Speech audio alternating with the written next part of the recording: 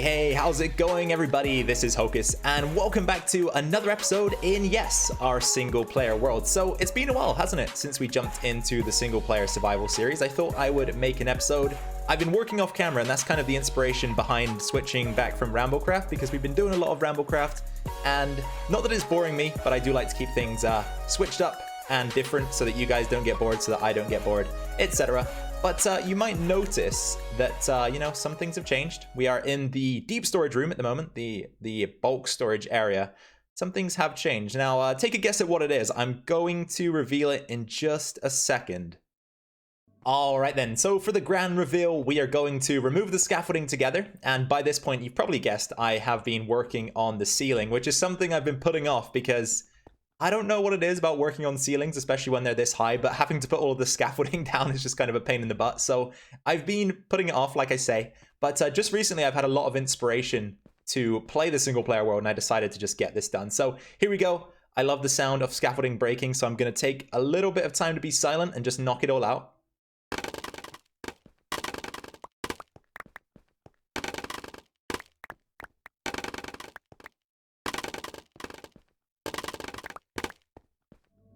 And the final one. Yes. Sounds good as always. Anyway, here is the grand reveal. And this is also the first time I'm seeing it for certain. The scaffolding has been in the way the entire time. I haven't removed it at all. And you know what? I'm pretty happy with the finished product. Now, of course, this isn't the be-all and end-all of the ceiling. There is definitely going to be more work to do. But this is a great start. So, trying to think, is there any more angles? Let's get up here and take another look from the second floor. I don't think this would change much, but you might be able to see a little bit more of what's going on here. So I've kind of just used the same textures that we've been using across the rest of the room. We've got mainly oak and oak logs, and then we've got a little bit of spruce mixed in there. I went with the same ceiling detail as we did on the bottom half of the room here. And then finally, we've got some lighting just hidden under the trapdoors. And that is about that. So yeah, hope you guys also feel the same way as I do. I think this is pretty darn decent. Let's move on to the main portion of today's episode. So I've been having a little bit of a problem recently, and this has come about during the build that I just showed you guys. And that problem is oak wood. Now, at the moment, we've got a very simple way of collecting it. I've got that basic tree farm that sits just across the river outside of our base. But it really isn't cutting it for me. It's very slow. It doesn't produce as good numbers as the Etho tree farm does. And honestly, that design is great, but it doesn't really work. Hey, get back in here. It doesn't really work that well for oak trees. So for that reason, I think today we're going to try and explore methods of harvesting oak in a similar way, probably using TNT. But obviously, I'm going to have to come up with a different design for it, do a little bit of experimentation. But ultimately, I just need a quicker way to produce it, because right now it's too darn slow. And whenever we need to use a lot of it, it's just a bit of a grind to get it, and I don't particularly enjoy that. One of the mechanics that we're going to make use of today in this farm is probably the fact that obsidian cannot be exploded by TNT. So if we use obsidian to set the TNT up, all we need to do then is make sure that the trees are placed a good enough distance away. That was loud. A good enough distance away in order for the TNT to remove the trees, but hopefully not the blocks that they're growing on. And if that is the case, if the blocks that they're growing on also get removed, then we can maybe restructure or figure out a different way, or just replace it each time. But as long as this is quicker than manually harvesting trees, I'm not really too fussed at all. So we'll just make a go of it and see what we can come up with. I'm thinking that we will start our experimentations over the desert, since we don't really care about this location. It's already destroyed, and we won't be really doing too much damage if this fails and we start exploding the landscape. So potentially down here where the Wandering Trader is might be a good spot. So let's see, maybe we'll elevate ourselves, but this is what I've got in the shulker box at the moment. So I've got some blocks to build with. I've got the dirt, the obsidian, I've got the TNT, of course. I'm thinking we'll use dispensers here to dispense the TNT, so we'll grab some of that. Redstone will, of course, come into it later on. The button we'll use for testing. We'll need some saplings and some bone meal to grow the trees. Now, let's have a think about how we're going to get this started. Okay, so I've provided some elevation so that we don't destroy too much of the ground if possible, and we're going to begin with an obsidian block. This is where the prime TNT will land. Now, I'm thinking we kind of do like a loop type deal, so if we create a circle around this center block, something like that will do the trick. Then I want some protection for the dirt, so we'll go with some more obsidian like so. And I'm hoping that this will just dissipate the explosion so that the dirt can survive the blast, but I'm not entirely sure. I haven't done a lot of experimentation with TNT, so we'll see. And then we'll have our dirt on the edges like this. So this is where we are going to grow our trees. Now this could be way too far out. Like I say, I'm not entirely sure. So let's grow some trees here. And I think further down the line, in fact, we'll probably have some blocks above them just to stop them from growing too high, because we don't want those super large trees. We kind of just want these smaller ones. They will be much better for this system. All right, that should do the trick for the trees. Now we want a way to dispense the TNT. So let's try and build something real quick that will allow us to do that. So I'm thinking we'll just keep it simple. We'll probably do a dispenser system, like I say. So we want this to be facing down. That should be okay. So yep, dispenser's facing down. We'll clear out this inside area because we do want the TNT to land here. And in fact, we can get rid of these blocks as well because they will inevitably be destroyed in the explosion as well. So we may as well just clear them out beforehand, and then we'll hop back up to the top, load this guy up with TNT, and just kind of analyze what goes on here. Uh-oh, there we go. Okay, TNT, we'll just place one at a time so that we don't accidentally fire this thing. Set it off, and it got stuck on the leaves. Brilliant. Okay, so what have we learned? We've learned that we need to maybe clear the leaves before dispensing the TNT, so maybe we'll give that another shot. Test number 2 is coming right up, and I've made a few slight changes. So you can see I've got the ring above the trees now. That's to prevent the growth from going any further, like I mentioned. I just took care of that real quick off camera, and I've planted the next batch of trees. So one other change that I'll go over right now is that I have taken out this inner area of leaves. So again, probably not something we want to do each time because it is time consuming and slows down the farm, but we can figure out what's going to go on at a later time. I just need to make sure that this TNT will do the trick. So here we go again. Off it goes. All right, that looked good. That did look very good. Okay, so dirt is intact. Trees got damaged slightly, so I think maybe we'll raise the level of this obsidian because it didn't catch as much as I wanted it to, but that was definitely not bad for one of our first efforts. So this time round, we'll move this up by 1 block and give that a shot. And for test number 3, this time with the obsidian slightly higher, let's take a look at the damage on this one.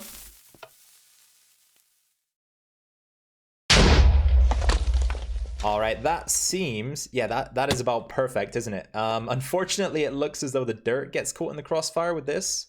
So that could be an issue. But you know what? I've been thinking anyway, this obsidian probably does need to go because otherwise the drops are going to land here and we're going to want them to fall to the ground if possible so that they drop into a water stream that we can use to collect them.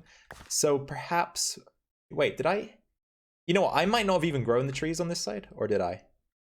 Maybe I did. There is wood down there. I'm not entirely sure, but maybe we'll need to remove this inner obsidian so that the drops fall to the ground instead of being stuck up here. I didn't really take much notice of how many of them stayed up here that time round, but I'm gonna just figure something out off camera, maybe something a little bit better than what we've got, and then we will take a look together. All right, guys, I think this is gonna be it for the final layout of each of these segments. So we'll have multiple of these when we build the actual farm. We've got a total of 14 trees each time, so 2, 4, and then 5, 6, 7 on each side for 14. And all we need to do now is actually just clear, whoops, the center of the leaves out because I've added an extra few blocks. I'll show you those right now. So we've got 4 blocks around the TNT dispenser, which I've moved up by a block. That keeps the TNT central, so if we pop that in and give it a spin, it'll fall down to the middle like so, and we'll just step back slightly. All right, and then if we take a look, surrounding everything with the trees and having so many leaves in the way seems to protect the dirt a little bit better, so the dirt stays in place. We harvest most of the wood. The rest of it we can just come back through and pick up ourselves, but for the most part, everything gets harvested. So I think this is the layout we're going to go with, like I say, and the reason why I've added this extra bit of obsidian here is so that we can actually run through the farm itself and plant all of the trees without jumping out of it. So we'll have one segment here, that'll lead into another one, which will be...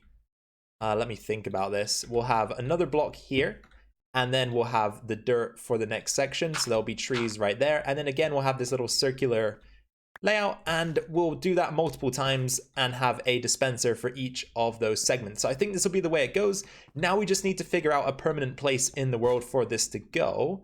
And as you can see, you get quite a bit of wood from harvesting. And one great thing about this is that just from messing around with these designs, I've picked up a fair few stacks already. So, you know, I think this is going to work out for us. It's looking good so far. Okay, location. We are currently at the hive, and I've found a spot nearby here that I think is going to work great. So I've also kind of been thinking about this location a little bit whilst I've been here, and it needs work, right? It needs lots and lots of work, but I'm kind of lazy to work here. And I know I'm getting really sidetracked, but it is a cool project, right? I really like how this looks with the bees and the flowers, and they're kind of doing their thing and producing the honeycomb and what have you. Did some just get produced?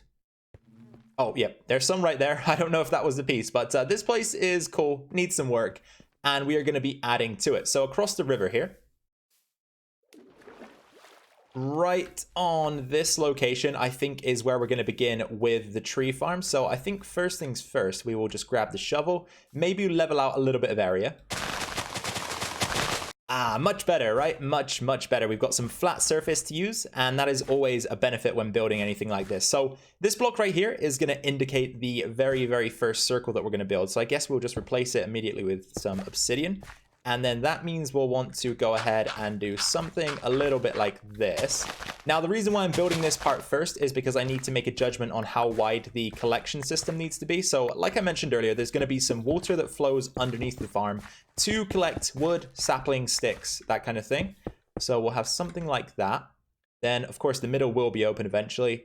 And then we will have, now if I just outline the dirt, so it'll be something like this.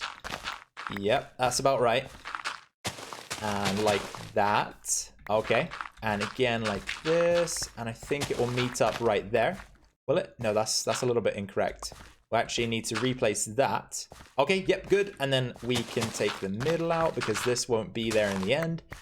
And this will be the very first circle of trees. And actually this one goes as well. Yep, so okay, that was a little bit wrong. That means we can do that. Is everything else correct? I think everything else is correct. So I think next step, we will replant the trees and force them to grow again so that we can kind of see how far they expand. Ooh, I actually missed a key detail of the build. So we've grown our first tree, and this is perfect. These are the kind of trees we're looking for, the ones that have 3 logs and then the leaves. This is the best size, I think, to make sure that the farm stays in a good way. So what we'll do is we'll fly up above this tree, and we will place down the blocks that will pretty much allow us to control the growth. So I kind of now need to figure out where I'm going from here. So I can't actually remember where I planted this one. Did that go? Okay, yep, I can see it now. So we've got to go like this. And then we'll have one on the inside and like this. And then again, one on the inside. And we'll come around the corner and block this section off. And again, same here. I think that's correct. Yep. All right, looks good so far. And then we'll come on the inside like that. And what we can do from here is kind of just remove these internal blocks because they aren't actually preventing anything. They're just kind of there to structure the build. And that should do for the ring. So this will be to prevent the trees from growing higher than I want them to. And then down here, there was another change that I'm going to look to make. And that was to just pull this block out. And we're going to grab some of our obsidian. Because I don't know if you guys remember, but earlier I mentioned that we're going to have kind of a pathway that runs through the center of the farm that we can use to grow the trees and cut down any remaining wood. So the path will begin here. We can use it to circle around the inside, and it will exit here into the next circle. So we'll do that, and now we can continue with tree growth. So let's just make sure together that this is going to work. We'll start on the opposite side. So we'll get a tree in there. Grab our bone meal, stand back, grow it. Okay, didn't grow to the size that I'm looking for, which is obviously this size, but it did stay within the limits. So we're good to go. All right, perfect. So all of the trees have grown, and this is going to give us a pretty good indication as to how wide the collection system needs to be. So on this side, you can see that it branches out about 2 blocks away from the tree itself. And then on the opposing side, we're looking, again, 2 blocks away from the tree itself. So that could probably be our guideline. I think what we'll do is we'll come out to about this point to make sure that we've covered as much ground as necessary. So that will be what? That's going to be a 3-block gap between the farm itself and the area around the farm. So we'll do the same on the other side. So that's 1, that's 2, that's 3. And we can kind of just dig this out like so and keep it going in a straight line. So we'll just take this the entire way around our little circle here. We also cannot forget the top of the farm. So again, this is going to be very similar, pretty much the same as what we had in the trial test thing that we were doing in the desert earlier. So we'll have a pathway that runs centrally across the farm, and then we'll have an area here for the TNT to drop into. But what we want to do is grab ourselves a dispenser and make sure that that is going to face down towards us, like so. That's perfect. And then we are going to surround the underside of it with blocks so that we can control the fall of the TNT. We want it to stay central so that it hits the block that we are targeting, which is the obsidian. So we'll do that. And that means that the TNT will drop into here and fall all the way down to that guy right there, which is exactly where it needs to be. And then eventually what we'll do is we'll just have a pressure plate on top of the dispenser, and we can run over the top of the farm, trigger all of the TNT, it'll all explode, and then we can go back down to the bottom here, run through, clear out the rest of the wood, pick up anything that might have not fallen into the collection system, and we should be good to go. So I'm just going to spend some time here building this up. You guys probably get the general idea. I heard you, zombie. Where are you? You guys probably get the general idea. I'm going to build a lot of this off of camera now, and we'll come back to see any progress that I feel needs to be looked at, or anything interesting. So here we go. This should be interesting enough. The pretty much finished product so far. Now, I don't know if I mentioned this either, but I was going to start out with 3 of the cells, and then we'll add more if the production isn't great or if I feel that more are required. But like I say, for now, we'll start out with 3. So we've got the pathway that runs through the center of the farm, and I've dug out a collection system also, which we're going to work on together right now. So first of all, we will begin with some chain. Now, I'm going to make use of the chain for a purpose that, I don't know. I haven't seen... I guess it's kind of obvious, really. I haven't seen many people use it for this purpose, but what we're going to do is we're going to lay chain all the way across the middle, like so, and it will continue to the end. And then we're going to have water that kind of flows from one side to the other like this.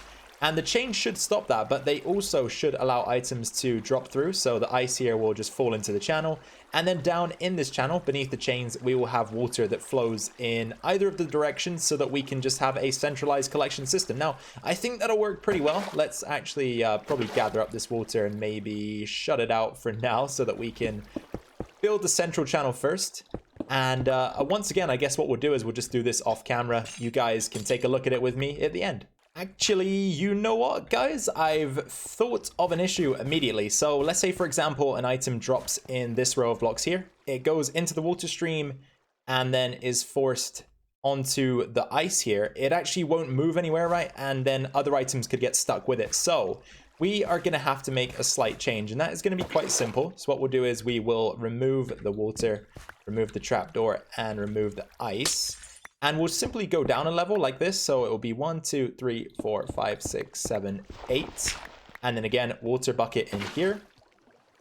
And we'll just go down and down and down and down and down so that there's no chance of the items getting stuck. It's going to look worse for sure, because I would have liked to have had a uniform line that kind of just flows down the center, but sometimes you got to make sacrifices, and this is going to be one of them. All right, guys, collection system is in place, and one note I'll make is that possibly what we'll do is instead of the chains, we may use slabs to cover this mess up, because now that we've had to dig down so deep, oh yeah, I really don't like how that looks. So maybe we'll use slabs to cover that up instead of chains, but for now, as long as it functions, I'm not really too fussed at all. So we'll leave it as it is, and that looks very strange there. Is that a visual glitch, this water flowing so deeply? I don't know, I'm guessing so, but I'm sure it'll work. We will test it out in just a moment. However, before we test it out, we need to load enough TNT in to fire the farm, and we need to create the pressure plates that will trigger the system. So we'll have 3 of those, and there will be 1 for each dispenser up here. So let's just take a look. We'll have TNT, pressure plate. All right, that's 1, and we need to be careful not to step on that. So that's, again, the middle one, TNT, pressure plate.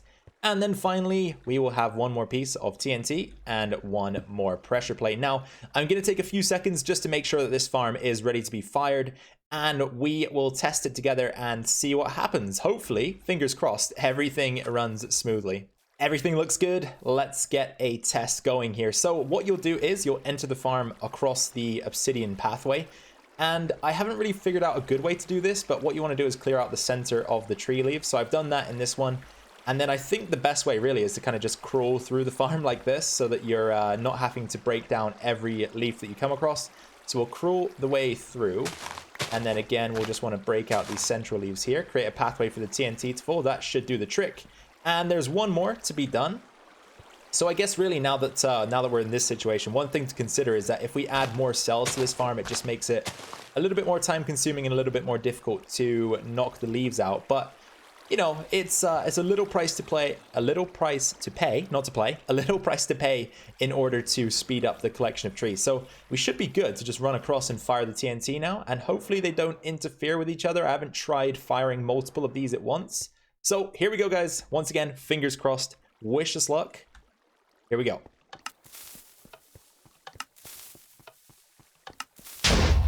All right, there's the first one. There's the second.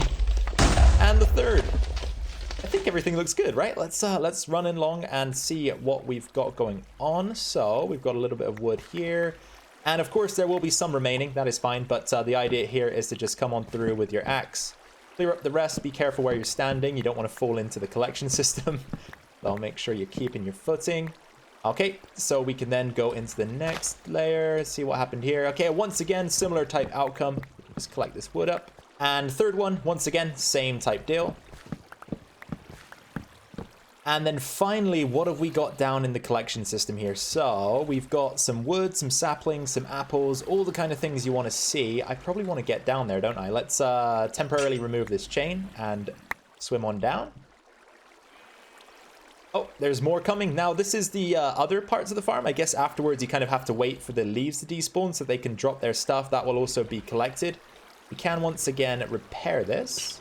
There we go. And that left us with almost 3 stacks of wood. That's pretty good, right? So every time we fire this farm, we're going to be expecting around 3 stacks of wood. Maybe there is the final piece for the 3 stacks. Yeah, not bad at all. Not bad at all. We will be wrapping up shortly here, but before we do that, we are over at the Arboretum of Gratitude because we have got ourselves a new channel member, and he goes, or she goes, by the name of Here's My Story. So Here's My Story. Thank you ever so much for becoming a channel member. I really appreciate it. It's amazing. People still want to watch me, still want to be a channel member. That's too much for me to handle sometimes. It's too much for me to handle. I'm getting emotional now, but just kidding. Here we go, though. We've got the redstone block on the inside with the name on Here's My Story and the sign that will forever remain in our LP world in the Arboretum of Gratitude with everybody else who was kind enough to either donate, become a channel member, do both, all that good stuff. So thank you once again. Here's My Story. Really appreciate it. Here is your spot in the LP world. Alright then, guys, welcome back to this episode of the LP series for the last time for today. I hope you had fun with this one. Now, before we wrap things up, I did just want to say, make sure that you stay tuned to this series if you enjoyed this build today, because in the next episode, we are going to be working on adding some extra convenient features. We are going to be working on design. And you know what? I'm probably going to have to remove all of that water and a lot of the things I've already done to make this farm look good. But that's okay, because, you know, everything does need to look good. Needs to look right for the world, because, you know, like I always say, Minecraft is like a Minecraft world is like a work of art. You need to make sure that every stroke is perfect. So this farm has to look good, and I don't think it looks good at the moment. So we will be doing a little bit extra to this farm in the next episode. So like I say, stay tuned for that. But if you did enjoy this one, please be sure to drop a like down below.